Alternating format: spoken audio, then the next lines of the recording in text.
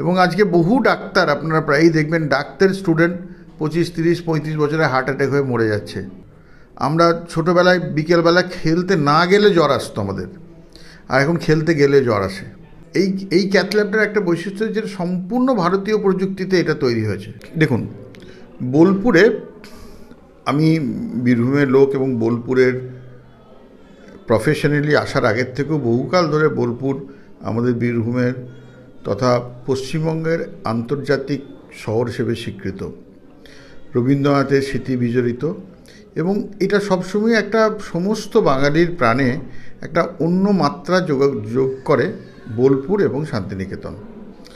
তো সেই জায়গায় বহুকাল ধরে বোলপুরে একটা হার্টের চিকিৎসার ব্যবস্থা খুবই প্রয়োজনীয়, কারণ বহু ভিআইপি সাধারণ মানুষ এখানে আসেন যাদের হার্টের চিকিৎসার প্রয়োজন হয়।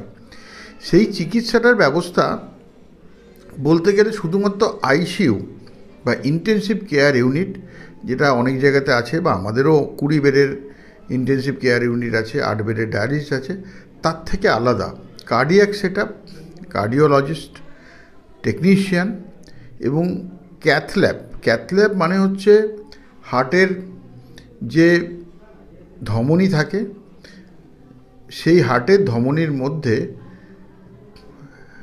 ফুটো করে, সেটা হচ্ছে যেমন ডায়ালিসিস করা হয় ফিমোরাল বা পায়ের এখানে ফুটো করে, অথবা বেশিরভাগ ক্ষেত্রে হাতের রিস্ট জয়েন্টের কাছে ফুটো করে একটা ক্যাথেটার ঢুকিয়ে সেইটা পরীক্ষা করা হয়, অ্যাঞ্জিওগ্রাফি বলে সেটাকে।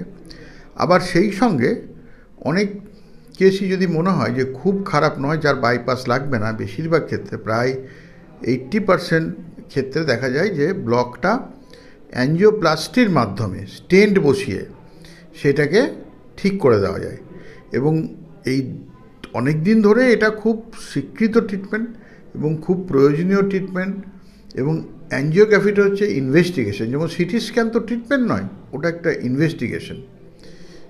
ওটা হচ্ছে আজকেই সকালে যেমন একটি পেশেন্ট কথা বলছে কিন্তু ব্রেনে হেমারেজ হয়েছে, সিটি স্ক্যান না করলে যেমন ব্রেন হেমারেজ বা ব্রেনের মধ্যে টিউমার বা ওইটাগুলো কিছুতেই বোঝা যায় না, তেমনি ইসিজি বা আরও অন্য টপটি এগুলো করলে কিন্তু বোঝা যাবে না যে হার্টের সঠিক ব্লক আছে কি না।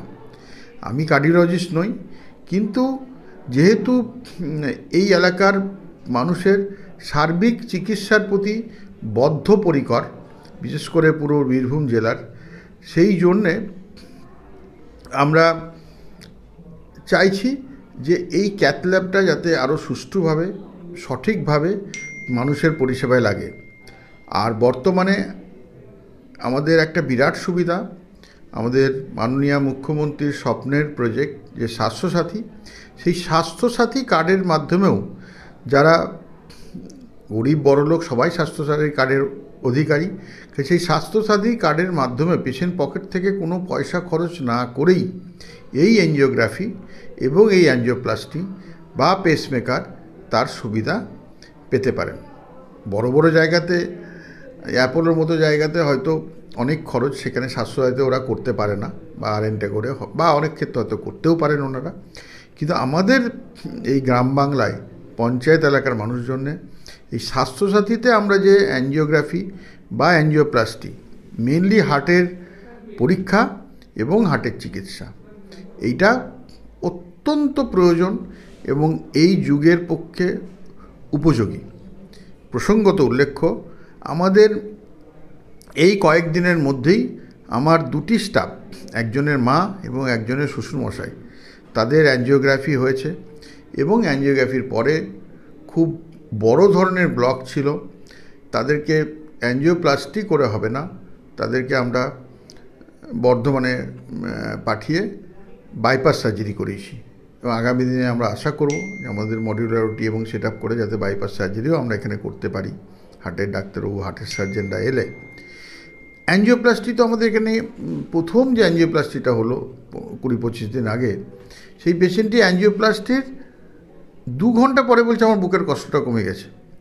তো এই যে ইনস্ট্যান্ট রেজাল্ট, একটা হচ্ছে কতটা ব্লক আছে সেটা জানা, ব্লক মানেই যে অ্যাঞ্জিওপ্লাস্টি করতে হবে তা নয়, সামান্য ব্লক থাকলে ওষুধ টষুধের দ্বারাই সম্ভব।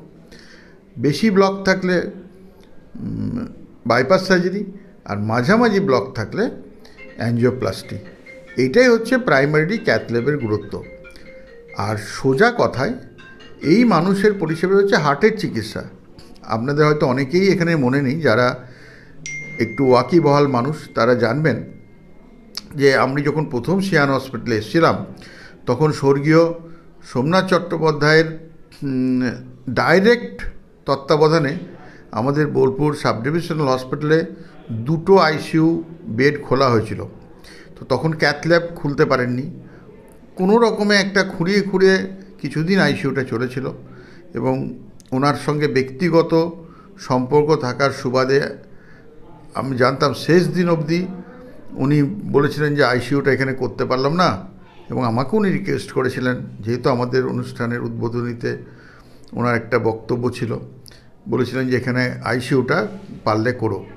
তো সত্যিকারের ওনার মতো গুরুজন বা আরও সকলের বর্তমান যে নেতৃত্বে আছেন, যে সমস্ত আজকে বিকাশ রায়চৌধুরী বলুন, অনুব্রত মণ্ডল বলুন, চন্দ্রনাথ ব্যানার্জি বলুন, বা আমাদের কাজল শেখ মহাশয় বলুন, বা আরও অনেক রাজনৈতিক নেতৃত্ব, বা রোটারি যে সমস্ত নেতৃত্বে আছেন, বা সমাজের যারা বিভিন্ন ক্ষেত্রে প্রতিষ্ঠিত, সকলে এক বাক্যে স্বীকার করবেন যে ক্যাথ ল্যাব একটা শহরের, বোলপুরের মতো শহরের জন্যে চিকিৎসার একটা অত্যন্ত গুরুত্বপূর্ণ মানদণ্ড। তা আমরা বোলপুরের প্রথম NABH সার্টিফাইড হাসপাতাল, প্রথম 200 বেডের প্রাইভেট হাসপাতাল, সেই হিসেবে আমরা প্রথম ক্যাথ ল্যাব এখানে এস্টাবলিশ করতে পেরেছি। এবং এই ক্যাথ ল্যাবটার একটা বৈশিষ্ট্য যে সম্পূর্ণ ভারতীয় প্রযুক্তিতে এটা তৈরি হয়েছে। আগে যেমন শুধুমাত্র বিদেশি প্রযুক্তি ছাড়া ক্যাথ ল্যাব করা যেত না, এটা কিন্তু সম্পূর্ণভাবে দেশীয় প্রযুক্তিতে তৈরি করা হয়েছে। এবং আমাদের আজকে যদি ভারত, গতকালই শুনলাম যে স্যাটেলাইট টু স্যাটেলাইট ডাইরেক্ট যে কানেকশন, পৃথিবীর 4র্থ দেশ হিসেবে ভারত আমেরিকা, রাশিয়া এবং চীনের পরেই স্থান করে নিয়েছে। তো সেই টেকনোলজির ধারা ধরে আমাদের ক্যাথ ল্যাব আজকে ভারতেই তৈরি হচ্ছে, সেই ক্যাথ ল্যাব মেশিন দিয়ে। এবং এখনও পর্যন্ত আমরা যেটুকু ফিডব্যাক পেয়েছি, আমাদের রেজাল্ট এখানে খুবই ভালো, কারণ এটা মেশিন এবং ম্যান বিহাইন্ড দ্য মেশিন, যে মানুষ যে কাজটা করবে তার উপরেই নির্ভর করবে। এবং এটা যদি মানুষের কাজে লাগে, মানুষ যদি এর থেকে উপকৃত হয়, তাহলে এর থেকে আর আনন্দের কিছু থাকবে না। অল্প বয়সের ছেলেমেয়েরা দেখুন, এটা অন্য প্রশ্ন। আমি খুবই ওয়াকিবহাল, কারণ আমাদের বয়স হয়েছে, আমরা সিনিয়র সিটিজেন, আমরা এখনও পর্যন্ত যেভাবে থাকি, হার্টের ওষুধ খায় না, হয়তো একটু প্রেশার ওষুধ খেতে হয়। কিন্তু আজকে সামাজিক যে পরিস্থিতি, সেটা এত চেঞ্জ হয়ে গেছে। মেনলি হচ্ছে আজকাল ছেলেমেয়েরা খেলাধুলো করে না। আমরা ছোটোবেলায় বিকেলবেলা খেলতে না গেলে জ্বর আসতো আমাদের, আর এখন খেলতে গেলে জ্বর আসে। এখন তো মানে স্মোকিং, আমাদের সময় ছোটোবেলায় শুনতাম কেউ কেউ বিড়ি খায় লুকিয়ে, আর এখন তো সবাই স্মোকিং করে প্রায়। অ্যালকোহল আমাদের সময় শুনিনি কেউ খেত। ওই আমরা মেডিকেল কলেজে যে শুনতাম যে নেপাল টেপাল থেকে কেউ এলে বা মণিপুর টনিপুর ওরা খেত, পাহাড়ি লোকরা। এখন তো এই যে সামাজিক পরিবর্তনের ফলে স্মোকিং আর একটা জিম কালচার, তার সঙ্গে কিছু অ্যাসোসিয়েটেড ব্যাড ফুড হ্যাবিট, আর হচ্ছে এই সুইগি, জোম্যাটো বা এই হোম সার্ভিস এবং নানা রকম এই ফুডের যে খাওয়া দাওয়া। আমি খুবই লাকি মনে করি নিজেকে যে গত 7-8 বছর ধরে আমি অর্গ্যানিক ফুড ছাড়া কিছু খাই না। বাড়িতেই আমাদের যা তৈরি হয় সেটা, কিন্তু শাকসবজি যে খাবেন, ফল খাবেন, তার মধ্যেও তো এখন বিষ, কীটনাশক আর কেমিক্যাল সার। তো এই সমস্ত কিছু মিলে মানুষের যে একটা পরিস্থিতিই পাল্টে যাচ্ছে। আগে এখন 25-30 বছর বয়সেই লোককে সুগার টেস্ট, ECG, অ্যাঞ্জিওগ্রাফি করতে বলা হচ্ছে। এবং আজকে বহু ডাক্তার, আপনারা প্রায়ই দেখবেন ডাক্তার স্টুডেন্ট 25, 30, 35 বছরে হার্ট অ্যাটাক হয়ে মরে যাচ্ছে। তো এইটা একটা ভীষণ সামাজিক ব্যাধি। আমি যেখানেই সুযোগ পাই, কার্ডিওলজিস্টদের কনফারেন্সে আমাকে অনেক জায়গাতেই ডাকে, আইএমএর প্ল্যাটফর্ম থেকেই হোক বা যে কোনোভাবেই হোক, একজন হসপিটালের মেডিকেল ডিরেক্টর হিসেবে আমাকে অনেক জায়গায়, আমি এইটা বারবার তাদেরকে প্রশ্ন করি। তো যেটুকু প্রশ্ন করে উত্তর পেয়েছি, পার্সোনাল যে lifestyle, smoking, alcohol, bad food habit এবং জাঙ্ক ফুড, রুম সার্ভিস, তার সঙ্গে কীটনাশক এবং এই বিভিন্ন রকমের কেমিক্যাল সার, এইগুলো সবেরই একটা ডাইরেক্ট এবং ইনডিরেক্ট এফেক্ট আছে। তার সঙ্গে রাত জাগা। এখন ছেলেমেয়েরা, আমরা আমাদের সময় যখন আমাদের বয়সী যারা আছেন, যারা সিনিয়র সিটিজেন, সবাই জানবেন, কাউকে বদনাম করলে বলে দেয় ওর কথা ছাড়, ও সকাল 8টায় ওঠে। কারণ আমাদের অ্যাভারেজ ওঠার সময় ছিল সূর্য উঠলে উঠবো, সেটা 5টা, 5:30, 6টা, সূর্য ওঠার আগে ওঠালে ভালো হতো। আর এখন যদি কেউ সকাল সকাল ওঠে তো বলবে ও সকাল সকাল উঠে যায় দুপুর 2টোর সময়। তো এই কালচারটা খুব মারাত্মক, রাত জাগা। আর হাজার হাজার বছরের যে বায়োলজিক্যাল ক্লক, সেইটা ডিস্টার্ব হচ্ছে, সেটাও একটা অত্যন্ত চিন্তার এবং চেতনার ব্যাপার।